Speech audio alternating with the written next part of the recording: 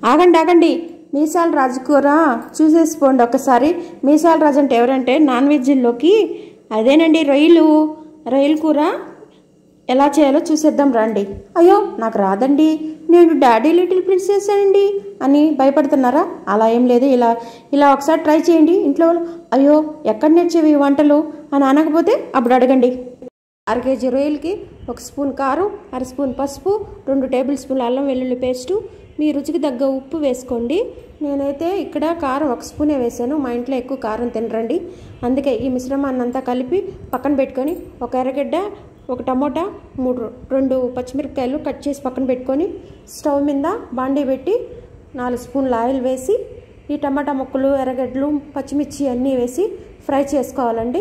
ఆ తర్వాత ముందుగా కలిపెట్టిన రొయ్యల మిశ్రమాన్ని ఇందులో వేసి ఫ్రై చేసి కొంచెం వాటర్ వేసి మనం ఫ్రై చేసుకోవాలండి. ఈ విధంగా అయినా దించేసుకోవచ్చు, కానీ నేను ఇక్కడ ఫ్రై చేస్తున్నాను కాబట్టి ఇంకొంచెం వేగనిస్తాను. దీంట్లో కరివేపాకు వేసి కొంచెం దగ్గరకు అయ్యేలాగా చేసుకోవాలి. నేను కొంచెం ఫ్రైగా చేస్తున్నాను, అందుకే ఇంకొంచెం వేగనిచ్చి దించేసుకుంటాను.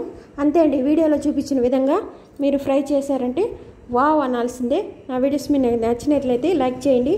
Bye friends.